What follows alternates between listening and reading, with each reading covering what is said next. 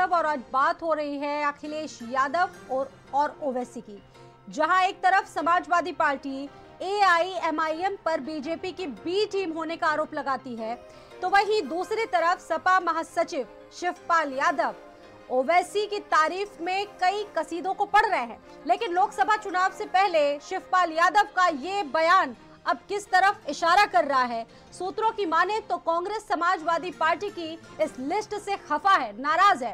कांग्रेस नेताओं का कहना है कि यह सपा की लिस्ट है। इंडिया गठबंधन की अभी कोई ऑफिशियली प्रत्याशियों की लिस्ट सामने नहीं आई है। असदुद्दीन ओवैसी की AIM पार्टी इंडिया गठबंधन का हिस्सा नहीं है, इसीलिए उनके बयान भी इंडिया गठबंधन के खिलाफ आते रहते हैं। इससे कयास ये लगाए जा रहे हैं कि क्या दो दिल चुपके चुपके एक दूसरे से मिल रहे हैं। पहले दोनों पार्टियों की तरफ से दिए गए ये बयान भी आप सुन लीजिए।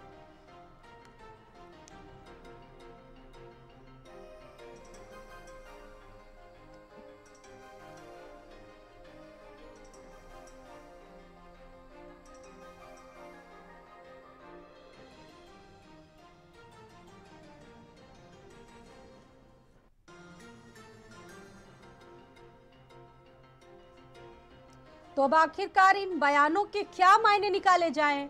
इन बयानों के बारे में ज्यादा क्या कुछ बताया जाए, ये तो समझदार जो राजनीति को समझने वाले हैं वही बखूबी बताएंगे। लेकिन फिलहाल जो जानकारी निकलकर सामने आ रही है, जो चीजें हो रही हैं, उससे समझा बहुत कुछ जा सकता है।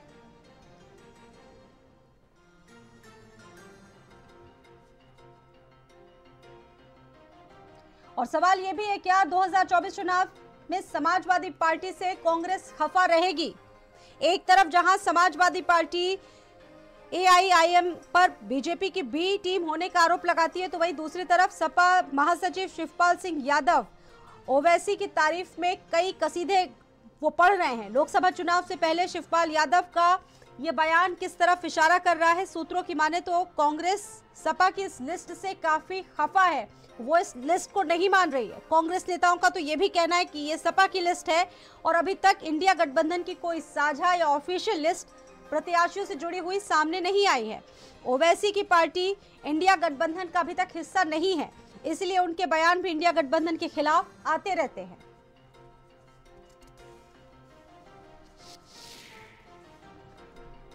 देखिए, हम उनके बहुत सम्मान करते हैं। अगर उनके पास कोई प्रत्याशी हो तो हम जरूर अपने राष्ट्रीय अध्यक्ष जी से सिफारिश करेंगे। आज सुबह से कई लोग मुझे फ़ोन करके ये पूछ रहे हैं कि शिवपाल यादव जी ने समाजवादी पार्टी की तरफ से असद साहब को, AIMIM को लोकसभा में साथ आने का ऑफ़र दिया है और एक सीट का भी ऑफ़र दिया है। मैंने भी शिवपाल यादव जी का वो बयान सुना।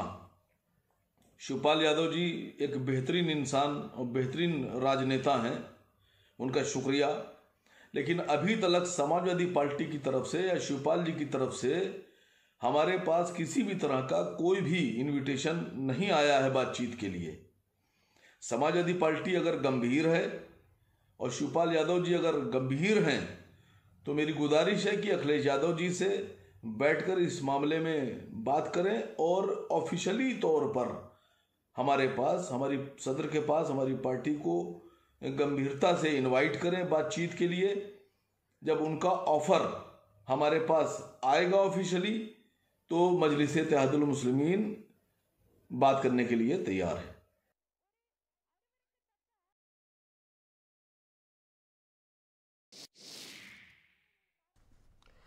तो सवाल यह है कि क्या ओवैसी और अखिलेश यादव साथ साथ आएंगे? AIMIM को समाजवादी पार्टी के ऑफर का इंतजार है, लेकिन अगर उनके कुछ बयानों को, ओवैसी के कुछ बयानों को अगर हम सुनाना यहाँ पर चाहे, आपको बताना चाहे, तो अभी 3 से 4 दिन पहले भी काफी जो उनके बयान थे वो सुर्खियों में रहे। और ओवैसी साहब ने कहा कि दरी बिछाएं, जवानी कुर्बान, एक सीट मत मांगना भैया से। राज्यसभा चुनाव का जिक्र तक उन्होंने कर दिया और अखिलेश यादव के खिलाफ उन्होंने बड़ा कटाक्ष किया है। लेकिन अब जिस तरीके से ये दोनों चीजें निकलकर सामने आ रही हैं, इनका भविष्य की राजनीति में क्या रुख रहेगा, क्या कुछ संकेत ये दे रही हैं तमाम चीजें, ये अपने आप में बहुत महत्वपूर्ण है। इससे पहले भी राज्यसभा चुनाव को लेकर पूर्व सीएम अखिलेश यादव पर जिक्र किया था ओवैसी साहब ने और कटाक्ष करते हुए कई बातें उन पर कही थी। फिलहाल ये तो राजनीति की बात है कि राजनीति आखिरकार किस करवट बैठेगी, क्योंकि राजनीति में किसी भी संभावना से कभी कोई इनकार नहीं किया जा सकता। बात अगर 2024 की करें तो हर एक व्यक्ति, हर एक दल इस वक्त जोर आजमाइश कर रहा है, फॉर्मूले बना रहा है, समीकरण सेट कर रहा है और अब इंडिया गठबंधन को लेकर ओवैसी इसमें फिट हो पाएंगे, ये अपने आप में फिलहाल सबसे बड़ा सवाल बन चुका है। क्या ओवैसी इंडिया गठबंधन के साथ आएंगे, क्या कांग्रेस इसको कबूल करेगी, ये अपने आप में बहुत बड़ा सवाल है।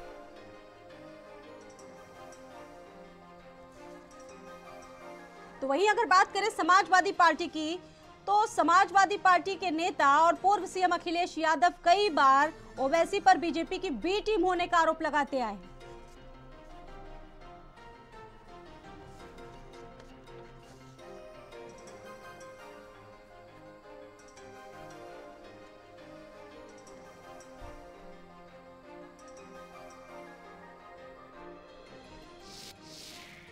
और चलिए इस पर खास मेहमान भी जुड़ चुके हैं मेरे साथ इस चर्चा में।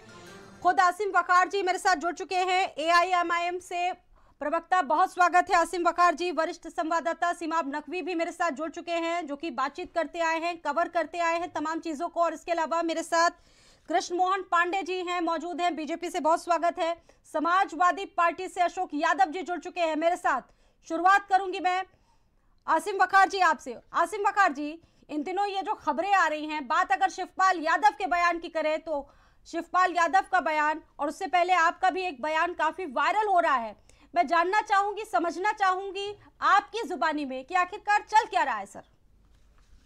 वही चल रहा है जो आप देख रही हैं जी, और वही चल रहा है जो आप सुन रही हैं, और वही होगा जो आप सोच रही हैं जी। लोकसभा चुनाव है, सारी पार्टियां लोकसभा चुनाव में तैयारी कर रही हैं, हम लोग भी तैयारी कर रहे हैं। जब शिवपाल जी का बयान आया कि उन्होंने ओवैसी साहब से कहा कि अच्छी एक सीट कोई अगर अच्छा कैंडिडेट है तो वो देने पर राजी हैं, तो टेलीविज़न से गठबंधन नहीं होते हैं, गठबंधन होते हैं आमने सामने टेबल पर बैठकर। और टेबल टॉक जब होगी तो उसके लिए ज़रूरी होता है ऑफिशियल तौर पर इनविटेशन जी। एक आप हमें बुलाएंगे, आपके तरफ से लेटर आएगा कि आप हमसे हमारी मर्जी पूछेंगे या हमारी सीट पूछेंगे। तो मैंने वही बात कही है कि जब अगर सीरियस हैं अखिलेश जी, समाजवादी पार्टी और शिवपाल जी, तो ऑफिशियली वो मजलिस इत्तेहादुल मुस्लिमीन को हम लोग को बुलाएं। हम बातचीत के लिए तैयार हैं, हमारे दरवाजे खुले हैं। तय आपको करना है कि आगे आप क्या करना चाहते हैं। ठीक है। मेरे साथ मेरे सहयोगी सिमाब नकवी भी जुड़े हुए हैं। सिमाब, आप इसे कितना हकीकत और कितना फसाना मानते हैं? सिमाब, देखिए, इश्क है तो इश्क का इजहार होना चाहिए जी, और आपको चेहरे से भी बीमार होना चाहिए। एक ये शेर मुनव्वर राना का बहुत पुराना है। अब अगर इश्क है तो इश्क का इजहार होना ज़रूरी है। शिवपाल यादव ने टेलीविज़न के ज़रिए इश्क का इजहार अपने कर दिया है, और आसिम वकार जी भी साथ में बैठे, इन्होंने भी टेलीविज़न के ज़रिए इजहार कर दिया है। इन दोनों ने इजहार कर दिया है। लेकिन सबसे बड़ी बात यह है कि अभी तो कांग्रेस के साथ समाजवादी पार्टी की गलबैयाँ चल रही हैं। अभी पूरी तरह से गठबंधन टूटा नहीं है, बातचीत का दौर जारी है। 3 चरण में बात हो चुकी है और चौथे चरण की बात होना अभी बाकी है, और उसमें तय हो जाएगा कि कौन गठबंधन किसके साथ करेगा। अखिलेश यादव और शिवपाल यादव चूंकि बहुत बड़े नेता हैं, गंभीर नेता हैं, इसलिए उन्होंने जाल फेंक दिया है। अब इस जाल में किस तरह से फंसाना है एमआईएम को, ये अब वो तय करना है। लेकिन इंतज़ार 24 तारीख का है। 24 तारीख को राहुल गांधी की यात्रा लखनऊ पहुंच रही है और एक बड़ी रैली करने वाली है कांग्रेस पार्टी। उस रैली में तमाम नेताओं को बुलाया जाएगा, विपक्ष के जो एनडीए के नेता हैं। उसमें सूत्रों की माने तो मायावती को भी इनविटेशन जा रहा है, जो कि अभी अकेले जो है वो फील्ड से बाहर हैं। और अगर मायावती को इनविटेशन जा रहा है तो ये मान के चलिए कि अखिलेश यादव को किनारे कर देगी कांग्रेस और मायावती के साथ गठबंधन करेगी। और अगर ये जो है सिनेरियो सामने खुलकर आया तो फिर अखिलेश यादव आरएलडी के साथ तनहा बचेंगे और आरएलडी के ऊपर भी भारतीय जनता पार्टी ने डोरे डालने शुरू कर दिए हैं। अगर कम सीट भी 1-2 दे देंगे तो आरएलडी ये माना जा रहा है कि उन्हीं का साथ दे देगी। इस तरह की चर्चाएं बहुत तेज हैं तमाम राजनीतिक पार्टी के दफ्तरों में, तमाम राजनीतिक जो लोग हैं उनके दफ्तर, उनके जो है इर्द गिर्द।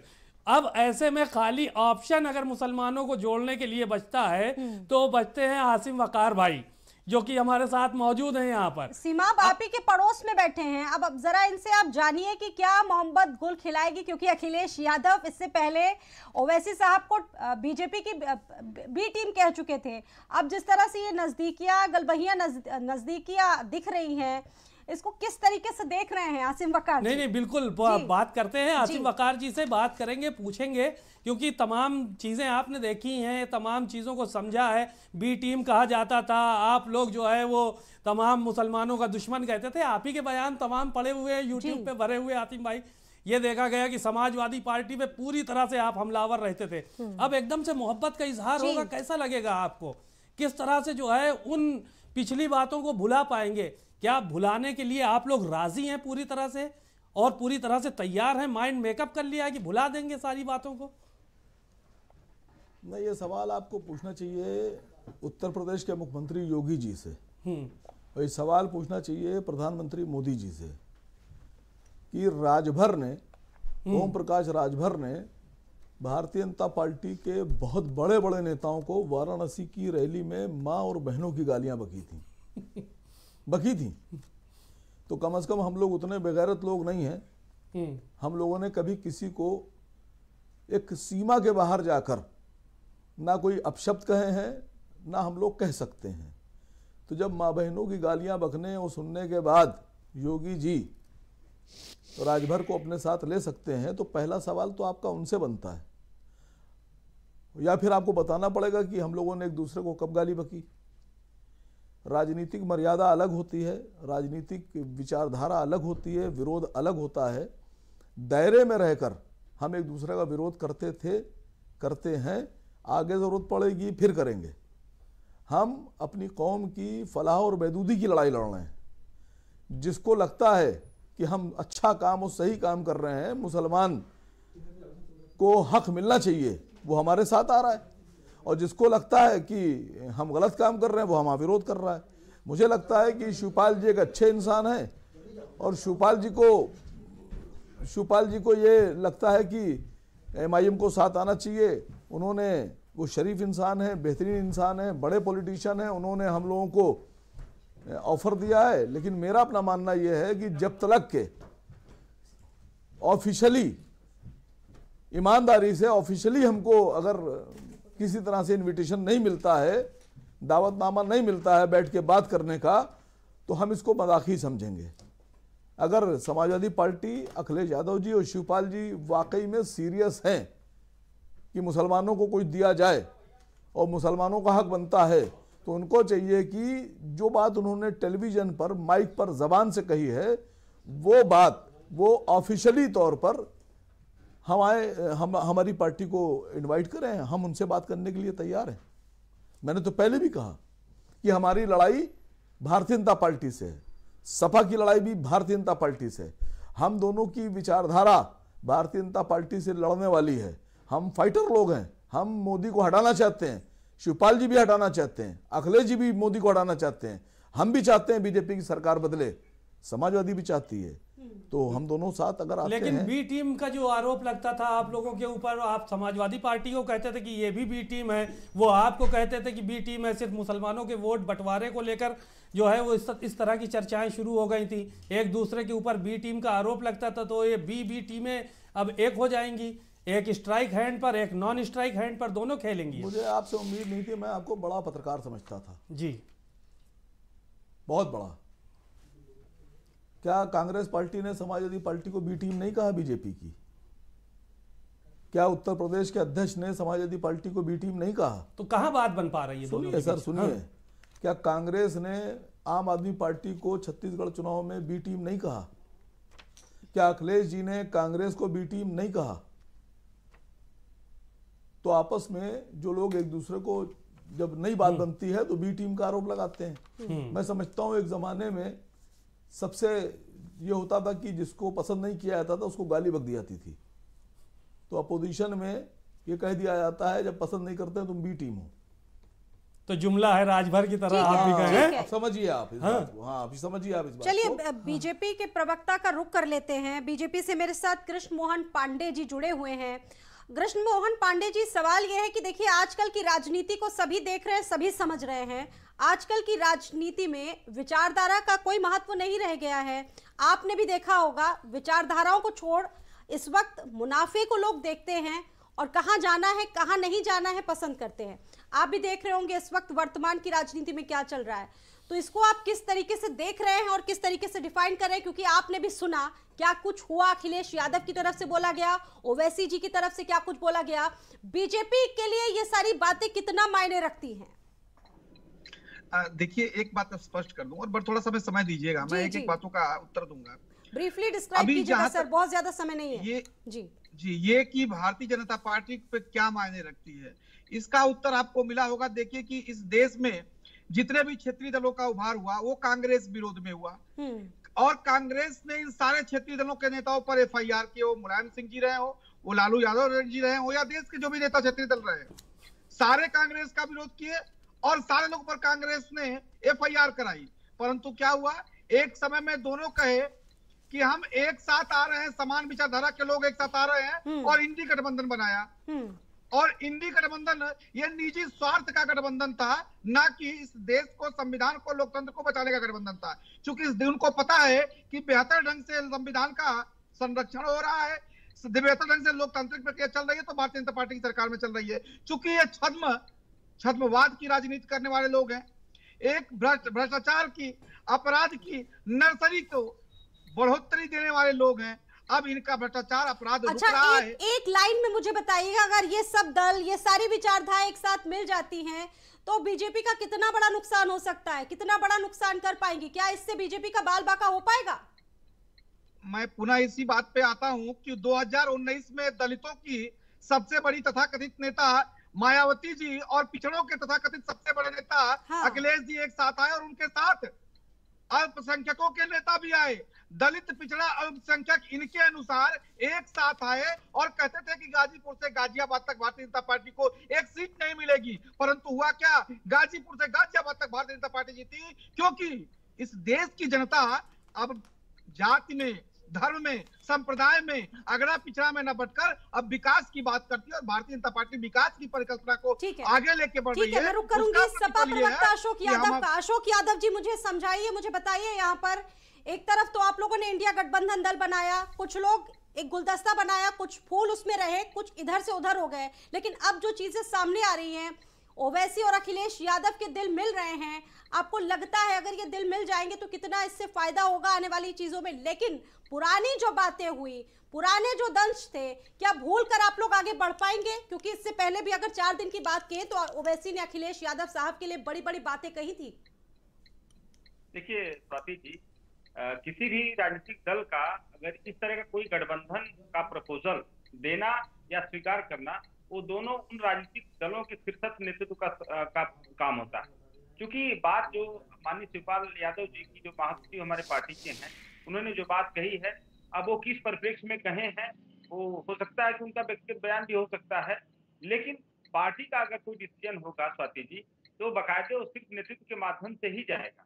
और शीर्ष नेतृत्व, चूंकि हमारी पार्टी इंडिया बैंक का एक अहम सहयोगी दल है, तो कहीं न कहीं ये सारी चीजें एक कोऑर्डिनेशन में ही हम लोग आगे किसी नए दल को जोड़ने का काम करते हैं। क्योंकि इस तरह की जो भी बातें होती हैं, जो अब हमारे 7 राजनीतिक दल थे, जेआरएसपी हो या कांग्रेस है या जो भी दल हैं, वो हमारे पुराने सहयोगी दल हैं, इसलिए उसको कोई समस्या नहीं थी। लेकिन चूंकि आईएम हमारे लिए एक तरह से नई सहयोगी होने की बात आप लोग कर रहे हैं, तो इसमें हमारे मेरे साथ मेरे सहयोगी सीमाप जी भी, सीमाप मौजूद हैं। सीमाप खुद ही तमाम चीजों को देखते आए हैं, कवर करते आए हैं। सीमाप, ये चीज मुझे थोड़ी डाइजेस्ट नहीं हो रही कि अभी तक बीजेपी को गरियाने वाले और पूरी तरीके से कहा जा सकता है अखिलेश यादव ओवैसी को बी टीम बता रहे थे, अब जिस तरीके से चीजें हो रही हैं, इसको किस तरीके से आप देख रहे हैं सीमाप? देखिए, ये राजनीतिक मजबूरियां होती हैं सबकी, एक दूसरे के बिना काम नहीं चलता है। कांग्रेस, जैसे अभी आसिम वकार भाई ने बोला कि कांग्रेस ने को जो है अखिलेश यादव ने बी टीम मध्य प्रदेश के चुनाव में कहा गया। उसके अलावा एक दूसरे को कटाक्ष करते रहे, तो ये कहते हैं ना कि कुछ तो मजबूरियां रही होंगी, आगे की लाइन तो नहीं कहेंगे, लेकिन उसमें साफ तौर पर यह देखने को मिलता है कि जहां पर राजनीतिक लाभ मिल सकता है वहां पर ही लोग जो है वो गठबंधन की गुंजाइश बनाते हैं। उसमें चाहे वो जो सा दल हो, उनको अपनी कौम को आगे बढ़ाना है। जैसे ओम प्रकाश राजभर को राजनीतिक लाभ नहीं दिखा समाजवादी पार्टी में, वो छोड़कर चले गए। अब अखिलेश यादव और समाजवादी पार्टी के लोगों को इस बात का खतरा है कि मायावती कहीं ना कहीं कांग्रेस के टच में आ चुकी हैं, और अगर कांग्रेस का मायावती के साथ गठबंधन हो जाता है तो जाहिर है कि मुस्लिम वोट बैंक का शिराजा बिखर जाएगा पूरी तरह से, क्योंकि कांग्रेस के पक्ष में भी कुछ लोग जाएंगे, समाजवादी पार्टी अपना दावा करती है उसके पक्ष में भी जाएंगे, और एमआईएम दावा करती है उसके पक्ष में जाएंगे। तो 22% जो मुस्लिम वोट है उत्तर प्रदेश में, वो अगर बिखरेगा तो जाहिर है भारतीय जनता पार्टी को सीधा लाभ होगा। अब कांग्रेस की कुछ ना कुछ तो काट निकालनी पड़ेगी। अगर उन्होंने मायावती के साथ गठबंधन कर लिया तो समाजवादी पार्टी के पास इसकी काट नहीं है, और इसकी काट के लिए मुसलमान क्यों रुकेगा उनके साथ इसलिए रुकेगा क्योंकि वो ओवैसी को साथ में लाना चाहेंगे कि ओवैसी अगर साथ में आ जाएंगे, वो मुस्लिम स्कॉलर भी हैं, मुसलमानों के नेता भी माने जाते हैं, और जाहिर है कि उनकी एक मुसलमानों के बीच में अभी छवि भी बनकर तैयार हुई है कि चाहे जो भी मामला हो, अयोध्या का मामला हो वो मुखर रहे, ज्ञानव्यापी का मामला हो वो मुखर रहे, मुसलमानों में आजम खां का मामला हो वो मुखर रहे। उनकी जो छवि है वो निकल कर सामने आ रही है।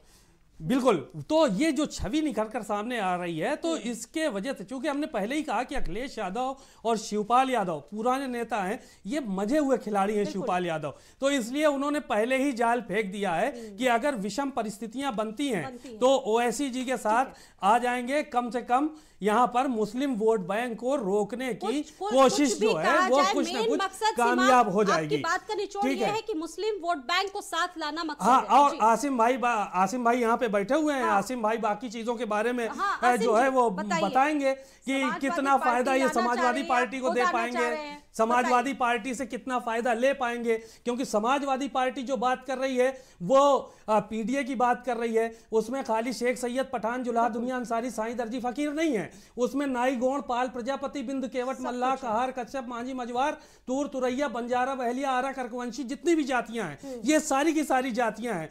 तो भैया लाभ दोनों का होगा। बाकी आसिम भाई बताएंगे कि किसको ज्यादा लाभ होगा किसको कम लाभ होगा, क्योंकि समाजवादी पार्टी के पास 125 विधायक हैं अभी, यहाँ पर तो कम से कम अभी यहाँ पे एमआईएम का कोई विधायक नहीं है।